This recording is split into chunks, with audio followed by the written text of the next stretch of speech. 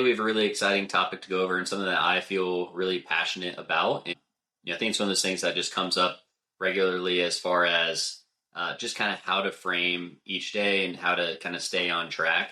And ultimately, like, what are some of the things that can impact you that may derail you, and how do you handle those situations, or how do you set yourself up to be successful to maintain your goals, whether they are health related, financial, business, personal, family, whatever they are. You have to have some tools in place to build some resiliency and consistency to be able to stay on track. And so today we'll be going over mindfulness, building resiliency, and consistency. Really excited to kind of just dive into this and have both a conversation around it, but also kind of provide you guys with the tools to be able to understand how to identify things that may be holding you back, or some limiting beliefs that can potentially, may derail things when things typically go awry. So what is resilience, and what does that role of resilience kind of play in throughout your life? So the definition of resilience, the ability to adapt and recover quickly from difficulties, challenges, or setbacks. It can involves kind of maintaining mental, emotional, and physical well-being in the face of adversity, and often includes traits like flexibility, perseverance, optimism. It's one of those things where without resiliency, there can be so many things in life that can derail us. We know that we can think of like the perfect scenario of what a day can look like and have it mapped out in our mind the day before, or even when we wake up in the morning. Like I said, can, really set back a day regardless of kind of where you're at in the moment, and everything that can, you have planned out, something's going to go awry, because we know life is never going to be perfect and things are never really going to set you up truly for like the perfect day. Life just doesn't work that way. So as far as, kind of understanding like how that role kind of plays in that, personal and professional setting, it's the ability to adapt and recover and, handle whatever stressors come at us. Allows you kind of like main focus and productivity towards that goal that we're trying to achieve, and ultimately fostering like an actual like step forward that day versus something that can potentially be a setback for us. We're just like feeling like we're just like not making progress overall. When you are someone that's like resilient and that's a skill that you've developed, you're going to be able to handle whatever life throws at you. And obviously there's going to be moments that are going to be stressful, or throw things for a loop, or maybe something that's more have a bigger impact that's truly going to change the outlook of what something that happens, but you'll be better equipped for that moment as well. And so understanding that regardless of whether it's a small or a big thing that happens throughout the day, whatever adversity pops up, it's going to be something that we're able to work through and find not necessarily what we view as the perfect solution, something that's going to come out of it. We're going to feel great, like it's the exact outcome that we were looking for, but getting the best outcome out of what actually is taking place at the moment. Why do we actually need resiliency? And I like to think about it as we have three options, right? So when it comes to resiliency, the first option is feeling like you're walking on thin ice, thinking, whatever step I take, it can have this domino effect. And, obviously you're thinking about kind of falling into cold water, just knowing you're just like not really ever going to make progress. It feels like everything's kind of just going to fall apart. And that's just a mindset we never really want to have to be in. Option two is basically steps of sand. So if you envision like there's a staircase there, and whatever you want to achieve is at the top of that staircase, but you take that first step and it just falls into like sand below your foot. And as you take step after step after step, you're not really making any progress up because those steps are kind of falling apart. So there's no foundation there. Or you can have option three, where you take two steps forward and one step back. So regardless of what comes at you, you're still going to be able to make that progress forward. And ultimately that's our goal, because no one wants to feel like they're walking on thin ice, or that they're on steps of sand where they're never really going to get to where they want to go. And it's very easy to think about the things that happen on a day-to-day basis, that those are the things that are going to set you back. When in reality, if you step back and kind of develop a growth mindset around it, you're kind of able to look at it and say, okay, I still can make progress forward. I still can do this. It may look different, or the path may look different, or the outcome may look different, but you can still, make progress towards what you're actually trying to. So characteristics of resilient people: adaptability to change. So basically just being able to understand that, nothing's ever going to be perfect, and you're going to be able to take in whatever has to happen, or whatever impacted you, and make a change to kind of continually stay on track. Ability to stay level. I had a coach when I was 9 that, and it was my very first swim league. For those that don't know me super well, I was a swimmer from the age of 9 all the way through college, and I coached college swimming for 9 years. He told me, he's like, hey, and I was someone that got super excited when I did well and really hard on myself when I didn't do well. And he said the most important thing that you can take away from swimming itself or sports in general is never let your highs get too high or your lows get too low. He said you're never as good as your best swim and you're never as bad as your worst swim. You're somewhere in the middle. And that kind of rings true for life as a whole. You're never really as like in bad of a situation as you may think it is. Like it's never that, massive thing that can have a massive impact from a day to day, or like those little things can impact you or bring you, truly low. So like if you celebrate a big victory, it's great. Life still goes on. And if you sell, something bad happens or you're having a low or a stressful day, like life still goes on. And so understanding that like the more level we can stay through that, still celebrate the wins, but it can kind of help our outlook realize, okay, like it's never, too far up or down, or most of the time it's not too far up or down. Having an outlook and optimism, just understanding that you can still make progress forward and not really looking for the worst in the situation, because you stop seeing each little thing that happens as a roadblock and thinking it's an opportunity to learn, it's an opportunity to grow, it's an opportunity for you to actually advance despite whatever adversity is coming at you, because there's something for you to learn from that moment. And then problem solving skills. Be able to take in a stressor, a tough situation, and instead of thinking like these are all the bad things that come with it, you're able to kind of step back and think, okay, this is what's impacting me right now. How do I get the result that I want? And there's always kind of that like little phrase or equation. It's E plus R equals O. You can actually control the R, which is the reaction. You can control how you respond to whatever event took place, and you're going to impact that outcome. So strategies for resilience, there's four main things to it that we want to talk about, and growth mindset's the most important one. I like to break it down to thinking about a kid not being able to ride a bike, and they fall down one time, and they're like, I can't do this. I'm never going to be able to do this. And you have to kind of reframe like, hey, you may not be able to do this right now, but it doesn't mean you can't do this in 3 months, or you can't do this in 6 months. And I think even though we're taught that lesson very early on, it's something that is hard for us to remember, and can overwhelm. It's kind of a greater force in terms of you actually feeling like you're kind of in that hole of just not being able to accomplish something. And it's really important for us to be able to reframe that and think like, okay, just because we can't do that this right now doesn't mean we can't do that in the future. So that's one thing that's really important. And it's not something that can be done in a day. Like you can't just hear this and then go home and think like, okay, from now on, I'm going to always think about, whether or not like when something happens, like I'm not going to rope myself into can't, or I'm not going to suddenly be able to say, yeah, no matter what, I'll learn or I'll grow from this. But it's something you have to practice regularly.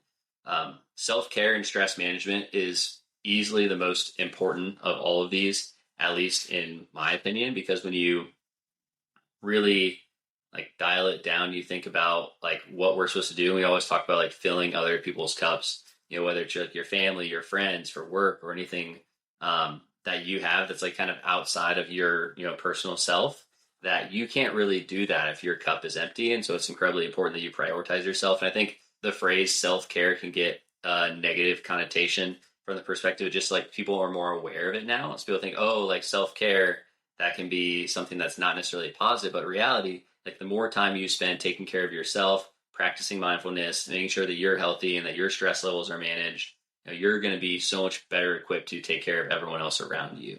And then having a support network, and everyone's support network can be very different. Sometimes it's your family, sometimes it's friends, sometimes it's your dog, sometimes even it's just yourself and setting yourself up for success, and making sure that you have the right structure around you to make sure that you're supported.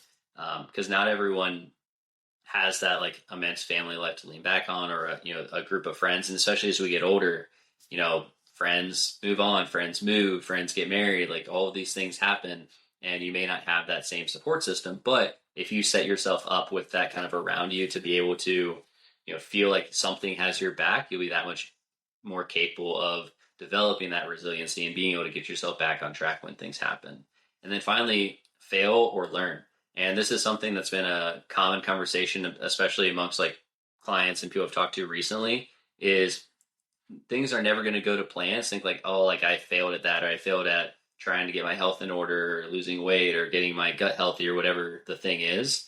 But when you actually think, it's like, okay, I may not have done well at this thing right now, but it doesn't mean that one, I didn't make progress forward, and also two, that you're actually able to learn and develop that long term. So that way, like, yeah, you didn't get there right now, but you can definitely get there in the future. So, practical ways to build resilience. Number one, before you actually think about setting yourself up for like building that skill, being able to do something and react to something, it's important that you manage the stress on a regular basis. So if you think about it and know you're going to go into a stressful situation, or like life is going to throw something crazy at you, um, if you're already in a state of being reactive and already in a stressful state, it makes it that much harder to think about like actually be able to handle those situations well. And it's easy to get in that fight or flight of like, well, I'm just stressed, I'm just going to stay stressed, and you feel like you're alert, so you can feel like you can kind of react to everything in a positive way. But the reality is, like, those decisions that you're making in that stressed environment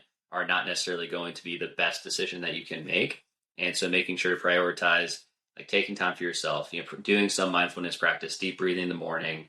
I'm a big fan of box breathing. I know we've talked about this before, but essentially like inhale for 4, hold for 4, exhale for 4, and hold at the bottom for 4. And just doing some deep breaths between something stressful can make a really big difference in how you react, and even slowing your heart rate down so your body's not in that fight or flight. You're able to look at all the factors in a situation and see what's actually going to make the biggest impact on you and the decisions that you have to make. Physical activity, obviously everyone's heard about like endorphins and kind of how your body responds and everything that comes from physical activity. But it's not just a physical response in that moment that's important, but it's a stressor that our body learns how to handle. And so though it may be physical, as we learn how to adapt and our body wants to kind of adapt to stressors, we become better equipped to handle like mental and emotional stressors as well. And so it is important to think about like if our body's better equipped, even though that may come out in a physical trait, it's setting ourselves up to be, in a better place physically or mentally and emotionally as well. Reflection, self-awareness. I love journaling. I think I talk about it probably too often, but we go throughout the day and we try and keep a mental list of everything that's going on and mental notes of conversations we have to have or things that we have to do or things I got to make sure I remember when I get home or things that are going to impact the next day. And it's like all of that stuff sits in our brain and just creates like more and more stress and anxiety throughout the day. And it's like it's important to get that stuff out and actually put it on paper. And so if you actually like take the time, and I love just doing a brain dump. I'm not big into structured prompts or doing anything that's like crazy detailed, but just get all of those thoughts out on paper. You can look at it and say like, what's actionable from this, and what actually can I just like put on that paper, crumple up, and throw away.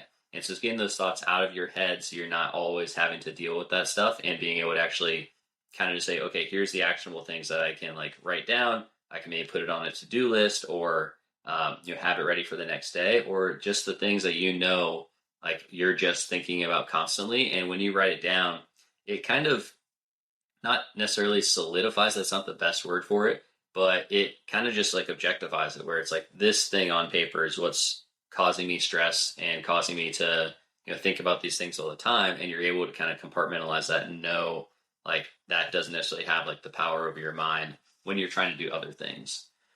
And then hobbies and interests, it's really important that if it's work or family or personal life, whatever's causing those stressors for you, to have something that's purely just yours. Like for me, it's golf. For my wife, it's usually like tennis or working out. Like we always have something that's ours, to be able to have something that's like just gets us in that own world of being able to kind of just check out a little bit. And then finally, just being able to compartmentalize, being able to say, like, can I do anything about this work project right now? No. Okay, then I'm going to try and be present with my family. And that's easier said than done, but the more often we think about it and identify it, the easier it is to build that skill. So, consistency. Role of consistency in achieving our health goals, and then also benefits of being consistent. So, when we think about being consistent, first, regular and sustained practice of healthy behaviors over time involves like small stuff, maintaining steady routines, activities such as exercise, eating nutritious foods, getting adequate sleep, managing stress levels. It's one of those things where you're not ever going to like get in shape in a day. You're not ever going to change your health in a day. But if you develop consistency in the small habits, it has a kind of pile on effect. And I like to think about it as if we're talking about, we want to achieve whatever goal.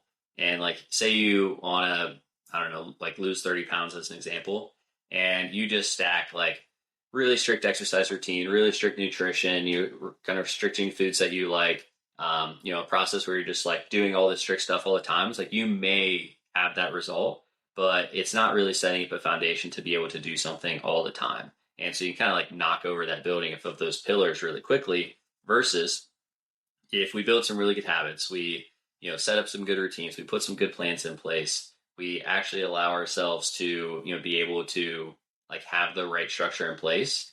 It's something that's going to be now. It's going to like allow us to do things consistently, but also we're going to have the resilience where it can't just get knocked over when one thing throws the plan out the window. All habits are drivers of significant change. It's really easy to do small things and make a massive difference if you do it for long enough. Drinking water, planning meals, daily walks. If you do the small things and you think about the correct time horizon, then it will make a big difference. If you were to drink a ton of water today, like you're probably like the result is you're probably just going to pee a lot. Like you're not actually going to get anything from it. Sure, you may be more hydrated short term, but you're not actually going to make any progress. But if you actually do that consistently over 8 weeks, over 12 weeks, over several years, like your body starts to actually be able to eliminate toxins and your skin starts to be a little healthier and your hair is better, your nails are a little bit more firm. But if you think about it on too short a time horizon, you're not going to see any benefit from it. And same thing with planning meals, daily walks, exercise, anything. Like on that day, it may help you like respond to something better or feel accomplished. But the result you're looking for, you're not going to physically see that result in that short a time horizon. But if we do those small habits long enough, you build momentum to where not only do those habits create a bigger result, but also you're set up to continually add habits on top of that because those habits are going to be, kind of become something that's a part of you versus you feeling like, yeah, this is a mountain to climb. Like that habit's there, and now we can just stack wins on top of it. Setting smart goals. Smart goals are specific, measurable, achievable, relevant, and time bound. I'm sure everyone's heard that like plenty of times, but for us to be able to make progress, we have to know like one, what do we want to achieve? How do we measure it? And then like what's actually the thing that we want to be able to like progress in and what's relevant to just that. So say for example, we know we want to get our cholesterol below 200 for the first time. If you try and think about that in the moment, you say like, yeah, I just want to do that. It's like, great. Like that's maybe a never ending thing. If one, at least it's specific, two is measurable, but three, like, is it achievable? We don't know because we don't know the time bound that we're talking about. If we're talking about over 10 years, like, sure, but how do you ever feel like you're making progress in that on that time horizon? So it's making sure that that time horizon and everything that impacts it actually is aligned with that goal. So creating routines around what you want to be consistent with. And I always think of it as like making things easy, right? And so if you are someone, for example, like I know I have to take, certain supplements every single day, vitamins and nutrients, and I make it really convenient for me. Like literally my fish oil is sitting right here at my desk because I know if it's sitting there and it's convenient for me, I'm going to do it.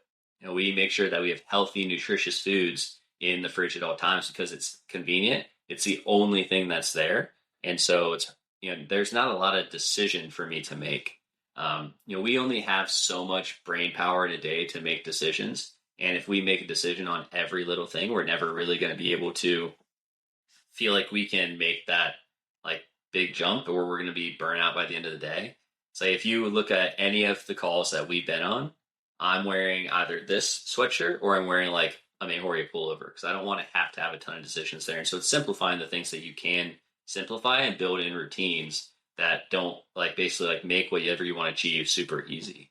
And then having an accountability system, whether that's having a coach, having support around you, or even just identifying to the people around you like what your goals are. People want to support you and help you kind of move in that direction. And so nothing's wrong with sharing those goals with other people. And the more you do that, self accountability and like being able to always hold yourself accountable to something is much more difficult than having some sort of support system around you.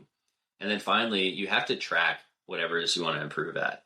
Um, Whether it's in business, life, health, like anything, if you're just kind of going through it, like you never really gonna be able to make progress because you don't have anything to respond to. One of the first things that always happens when we have people start like tracking their nutrition, for example, is they identify stuff really quickly on their own.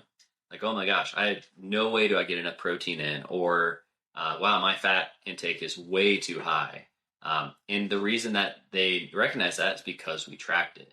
And it's important whatever you want to achieve to make sure that you actually track so you can make progress there. Overcoming barriers, identifying common barriers. So there's so many little things that can hold us back, and it's important to like be able to kind of put them into a bucket of whether it's something that's like a true barrier versus something that's actually something that we can overcome. If you know like it's time, okay, well, like how do we try to fit more time in the day, or how do we make this activity take less time? If it's motivation, it's like great, we'll talk about that in a minute, but motivation is never one of those things we can depend on anyways, regardless whether it's intrinsic or extrinsic. So let's not let that be a barrier for us making that progress. And one of the things I think is incredibly important for overcoming barriers is like kind of identifying and labeling periods of difficulty. So when for example, you have a really stressful week coming up, and this actually just happened to me a couple weeks ago, where like I knew I was going to have so much that I had to handle, and I kind of figured that there were some things that were going to fall through the cracks, and one of those could be my health for a very short period of time. Like I woke up earlier and I did my workout in the morning. And I don't like doing that because it's like the time I have with my wife and the time to kind of start the day and all of these things. But for that short period, like this is what has to happen right now. So as soon as you identify and you think, okay, well, here's how I stay on track right now. It's not perfect, but it'll get me through this short period. Then you can get back on routine versus just like always living in that reactive mode of not identifying what that period of difficulty is. And then stay flexible and adjust your plans. The plans are never going to be perfect. And one of the things we always tell people they work with is like when the first roadblock comes up or hurdle comes up, it's like this is a great opportunity because we can start to identify whether or not something's a challenge for us that is going to be something that we can overcome, or is it something that's like, okay, this is a big roadblock and we need to adjust. But identifying what that is and where it's going to impact us on the day to day is important for us to be able to actually overcome it versus just saying everything that comes up because we're in a reactive mode is something that's going to set us back. So the role of motivation, and this is my favorite topic of probably any topic, is just being able to understand, one, what it is, two, how often can we actually depend on being motivated, and then three, how do we actually like offset that knowing motivation is not a great thing for us to depend on. So intrinsic motivation, that's something that is self-driven, whether it's like something that you're passionate about, you care about, something that's just coming from internally for you and that you're reasoning, versus extrinsics, the rewards and kind of the stuff that like we're doing for this, where you have prizes and all this stuff. And one of the first questions I was asked was, why is it not like, okay, everyone that gets to like 300 points wins this thing? Or why is it not like, okay, well, if you work out as much as you want, or like time domain? I think that was a common one that came up. It's like, why is it more time always better? And one, you're being motivated by the wrong thing, but two, it's not always necessarily about that. Like everyone's goals are very different. And so if you're focused on one thing, it's not necessarily going to help you move forward if it's not coming from within. And it's easy to say like that internal motivation of having like a why you're doing something is enough to stay motivated. But even if you have like a great reason, you're passionate about it, you care about it, at best, you'll feel motivated 1 to 3 times per week. And that's like the average for someone that's actually motivated, something that they care about. And so if you think about anything that you have to achieve, how many things can you actually be successful, like being motivated or saying like you're going to do something 1 to 3 times per week? Even if we're talking about our health and we're like, yeah, today I feel like I want to make some healthy decisions. I want to eat nutritionally correctly or in a way that's going to support me. I'm going to work out, I'm going to do all these things. And then the next day it's like I'm going to like McDonald's and getting an iced coffee with 6 pumps of sugar in it. I'm not working out. I'm going to get less than 3,000 steps. Like the average of that isn't enough to move forward. So if you depend on motivation to start or to keep you moving in the right direction, like it's not going to be enough for you. So identify that, recognize that, and think, okay, if I can't depend on that, what do I do instead? And that's where having the right habits, developing that consistency to have the routines in place and make things easy for you is going to make a big difference. And also celebrating wins. If you set a win over the course of a week and say that's get 8,000 steps in 4 days a week and you get the Saturday, like, yeah, that's awesome that you did that. Then you're able to stack wins on top of that versus just saying like, yeah, well, I wanted 5 days, but in reality, it's like you didn't even have 3 days before that. So that is a win. And so recognizing those stepping stones. So overall, what's important to remember is recognizing limiting beliefs, recognize things that are, kind of putting you in that like fail or learn mindset where it's like, if you are just seeing something and you're like, well, I can't do this because of this thing, like recognize, is that actually true? Or do you have to kind of reframe it and kind of find a way around that? And then step back and identify learning opportunities and think, when a bad thing happens or a stressor happens or things change, it's very easy to like shut down and say, like, this has to be the only thing I'm focusing on right now. But when you identify and you're like, okay, how do I actually ingest this information? I'm in a calm mindset, I'm in a good place where I have time to digest it and identify how I can learn from it. And that doesn't start like in that moment. That starts with you being prepared for that moment. That's what we talked about, setting yourself up to like have that time for yourself, being able to dump out anything that's sitting in your brain. You being in a better place to be kind of have that prerequisite calmness to be able to identify something as a learning opportunity. And then again, coming back to the habits, consistency, and celebrate wins.